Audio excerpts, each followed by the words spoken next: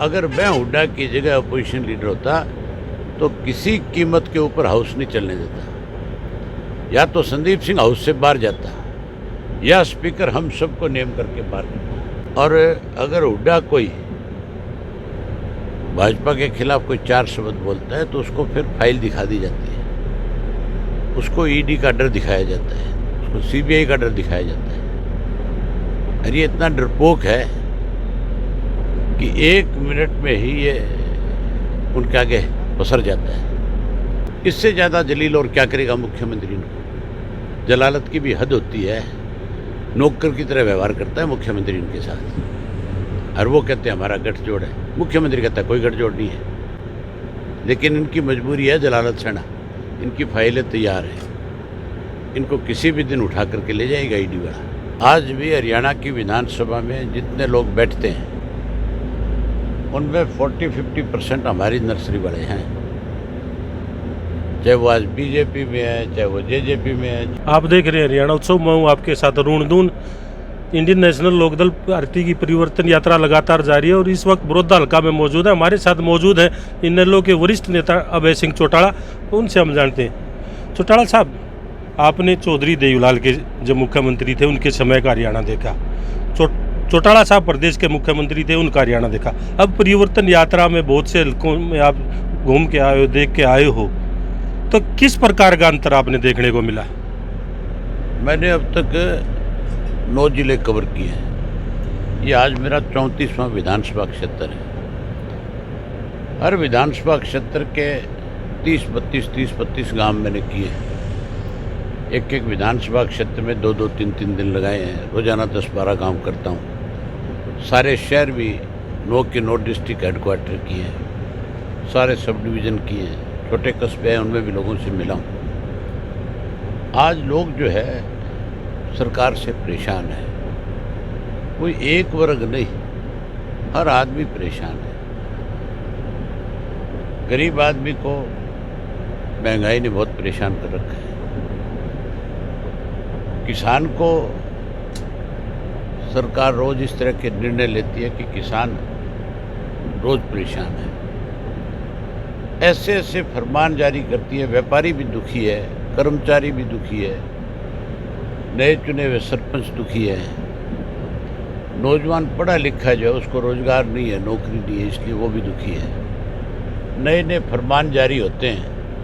सरकार ने एक ऐसा फरमान जारी कर दिया कि जिसके पास आधार कार्ड है, जिसका बैंक में अकाउंट है, वो पैन कार्ड बनाओ और उस पैन कार्ड को आधार कार्ड के साथ जोड़ो। पहले तो सरकार ये बताए भी उस आधार कार्ड को पैन कार्ड के साथ जुड़वा करके क्या करना चाहती है।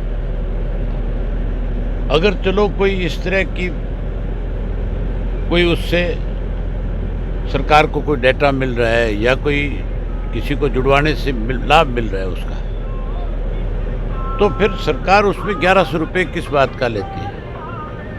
वो किस चीज़ के हैं? एक घर में अगर 6 मेंबर हैं, 7 मेंबर हैं, 10 मेंबर हैं, 1100 रुपये एक मेंबर के लेते हैं। आधार कार्ड तो बच्चे का भी बनता है। तो इसका मतलब तो ये हो गया कि भाई 10-11 हज़ार रुपये एक परिवार से इन्होंने लेना है। ये लूट है। लोग इससे परेशान है, दुखी है। आज व्यापारी जो है सारा दिन इस बात से डरता है पता नहीं कौन आकर के तेरे यहाँ छापा मार लेगा, कौन तुझे कब पकड़ करके ले जाएगा। आज ईडी का, सीबीआई का सेंट्रल गवर्नमेंट बहुत बुरी तरह से दुरुपयोग कर रही है। लोगों में भय का माहौल पैदा कर रखा है। इसलिए हर आदमी चाहता है कि हमें इनसे छुटकारा मिले, परिवर्तन करना चाहता है। इसीलिए हमने इस यात्रा का नाम परिवर्तन यात्रा रखा है कि लोग कितना परिवर्तन चाहते हैं उससे पता लगेगा। आप अभी अवलाना गांव में थे, आपने देखा होगा कि समूचा गांव जो है चौपाड़ में इकट्ठा था और मैंने खुल करके सबके साथ बात करी थी और सबने कहा था कि बिल्कुल हम चाहते हैं कि ये सरकार जाए। वो कांग्रेस को भी आज लोग जो है पसंद नहीं करते, क्योंकि भूपेंद्र सिंह हुड्डा जो है उनकी जो भूमिका है विधानसभा में या विधानसभा के बाहर, उससे हर आदमी ये मानता है कि ये भाजपा से डरा हुआ है, ये भाजपा के साथ मिला हुआ है, ये भाजपा की मदद करते हैं हर जगह पे। भाजपा के साथ क्या सौदेबाजी कर रखी है, क्या नहीं कर रखी है, ये तो कभी ना कभी भविष्य में सामने आएगी सारी चीज़ें। लेकिन आज की डेट में जो है लोग कांग्रेस पे भरोसा नहीं कर रहे। अभय जी, आज तो लोग फिर से चौधरी देवीलाल की नीतियों को आगे बढ़ाना चाहते हैं और चौधरी देवीलाल की नीतियों की सरकार बनाना चाहते हैं। अभय जी, देश के दो बड़े नेता, हरियाणा ही नहीं देश के दो सबसे बड़े नेता चौधरी देवीलाल 2 बार देश के ऊपर प्रधानमंत्री रहे। चौधरी ओम प्रकाश चौटाला 5 बार रिकॉर्ड तोड़ हरियाणा के मुख्यमंत्री बने। चौधरी देवीलाल ने जिम्मेवारी डाली थी चौधरी ओम प्रकाश चौटाला पर उनकी नीतियों को आगे बढ़ाने की, जो उन्होंने बखूबी निभाई, चाहे पेंशन डबल करने की बात हो या दूसरी नीतियाँ हों। अब चौधरी ओम प्रकाश चौटाला ने ये जिम्मेवारी आपके कंधों पर डाली है चौधरी देवीलाल की नीतियों को आगे बढ़ानी। किस प्रकार आप आगे उन नीतियों को बढ़ा रहे हैं, आगे किस प्रकार बढ़ाएंगे? चौधरी देवीलाल जी की नीतियों को हमने अनुसरण किया।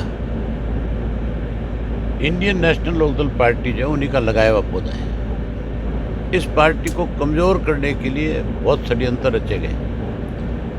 कांग्रेस ने 2 बार षड्यंत्र रचा हमारे खिलाफ, उसके बावजूद लोगों का विश्वास जीता हमने। चौटाला साहब की गवर्नमेंट बनी, अब फिर गवर्नमेंट बन रही थी हमारी 2019 में। चौटाला साहब और अजय सिंह तो जेल में थे, हम ही ने चौधरी देवीलाल की नीतियों को आगे बढ़ाया था। चाहे SYL का मुद्दा था, चाहे बेरोजगारी की बात थी, चाहे हरियाणा प्रदेश के लोगों की, किसान की कमेरे की अनदेखी की बात थी। हम लगातार लड़ाई लड़के लोगों का विश्वास जीत रहे थे।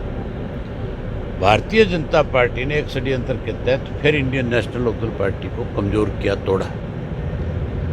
आज हमने फिर उसी भाजपा के षड्यंत्र का पर्दाफाश किया है लोगों के बीच में।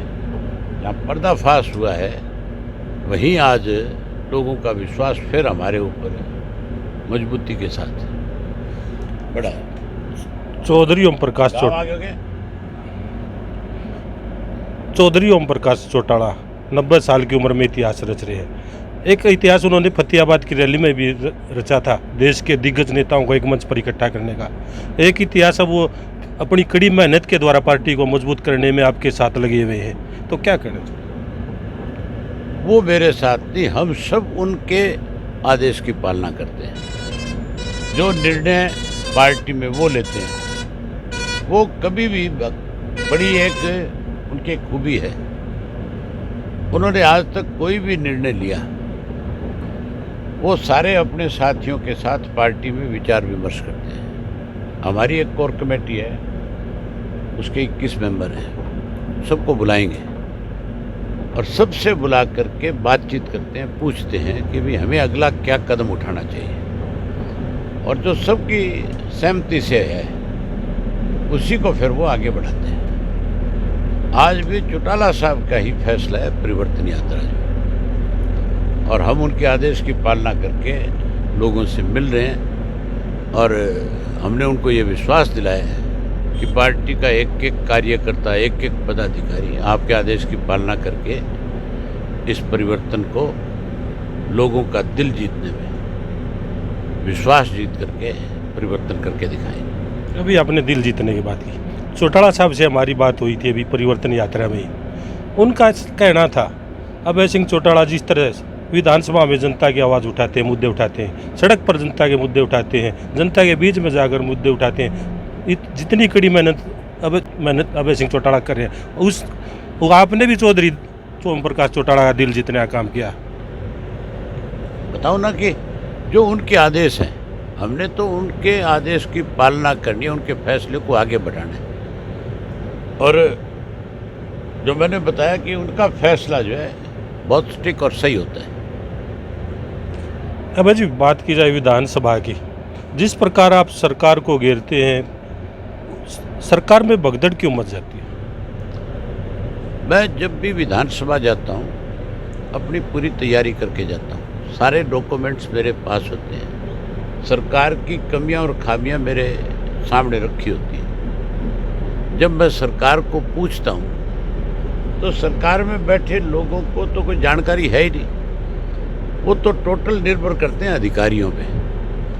अधिकारी उनको जो लिख करके दे देते हैं वो आकर के पढ़ना शुरू कर देते हैं। अधिकारी तो कैसे उनका अपना पीछा छूटे इसके लिए अपनी तरफ से जो मर्जी लिख करके दे देंगे। लेकिन मेरे पास तथ्य होते हैं, इसलिए सरकार फंस करके खड़ी हो जाती है। फिर समय मांगते, हमें 15 दिन का समय दो, हमें 10 दिन का समय दो, हम आपकी बात का जवाब देंगे। विधानसभा में कोई भी मिनिस्टर से कोई सवाल पूछा जाए उसका उत्तर तत्काल आना चाहिए, साथ के साथ आना चाहिए। लेकिन यहाँ तो प्रजातंत्र की धज्जियाँ उड़ाई जाती है। मेरा जो सवाल लगता है उसमें हमेशा सरकार फंसती है और फिर स्पीकर जो है वो बचाव करता है सरकार का। वो फिर समय सीमा तय करता है, आपको इतने दिन में जवाब मिल जाएगा।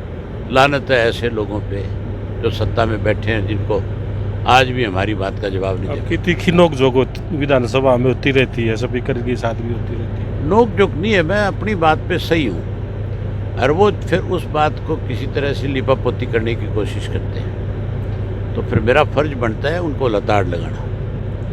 विपक्ष का काम होता है सर जनता के मुद्दे उठाना। आप विधानसभा में उठा रहे, लेकिन विधानसभा की कार्रवाई जब देखते हैं तो कांग्रेस जनता के मुद्दे उठाने की जगह कांग्रेस के विधायक हैं वो आपको ही घेरने में लग जाते हैं। मैंने बताया तो सही कि भाजपा की भाषा बोलते हैं, भाजपा के प्रेशर में है भूपेंद्र सिंह हुड्डा जो है।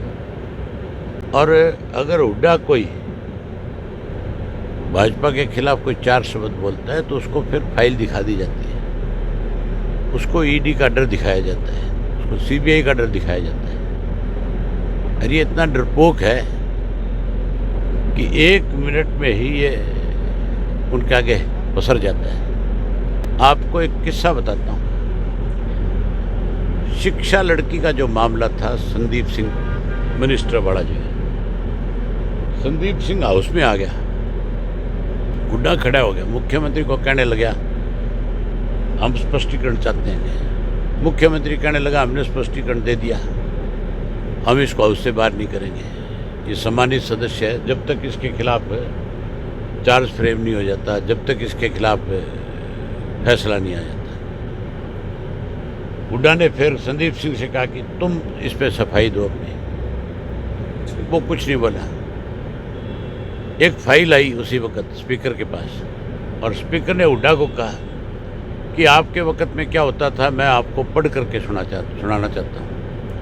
हुड्डा की इतनी हिम्मत नहीं हो पाई कि वो स्पीकर को इस बात के लिए कहता कि पढ़ क्या था, मेरे वक्त में क्या गलत हुआ। हुड्डा उसी वक्त वॉकआउट करके भाग गया।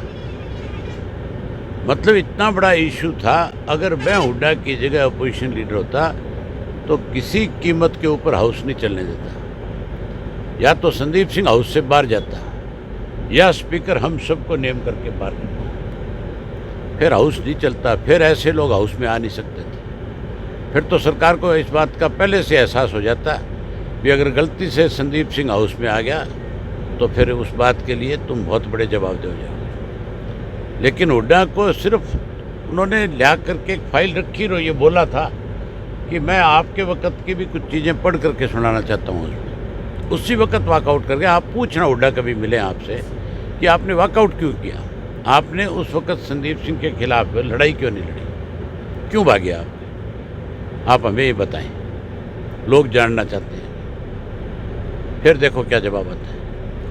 परिवर्तन यात्रा में भाई जी हम एक आपका बयान सुन रहे थे, मनोहर लाल खट्टर और भूपेंद्र हुड्डा की आपने जनता के बीच में नाक रगड़वाने की बात कही है। नहीं, मैंने ये नहीं कहा नाक रगड़वाऊंगा, ना मैं इस तरह की भाषा बोलता। लोग ही इनकी नाक रगड़ा देंगे। लोगों को सारी चीज़ें सामने है, लोग परेशान हैं, दुखी है, लोग इनका इलाज करेंगे, लोग इनका बंदोबस्त करेंगे। अब जी चौधरी देवीलाल चौधरी ओम प्रकाश चौटाला ने ऐसे हरियाणा के बहुत से नेता जिनको फर्श से उठाकर अरेस्ट पर पहुंचाया, लेकिन वही नेता चाहे जयप्रकाश हो, संपत सिंह हो, डांगी हो और कोई भी हो, वो ज़्यादा इन नलों पर उंगली उठाते हैं।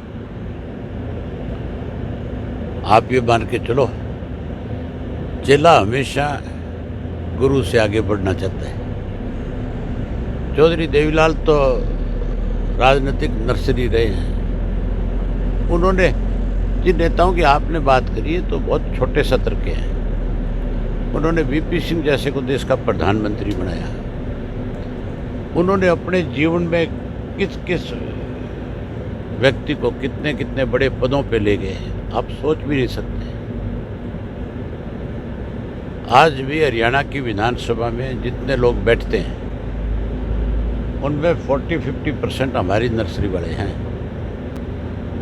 चाहे वो आज बीजेपी में है, चाहे वो जेजेपी में है, चाहे वो कांग्रेस में है तो चौधरी देवीलाल की नर्सरी से तैयार हुए।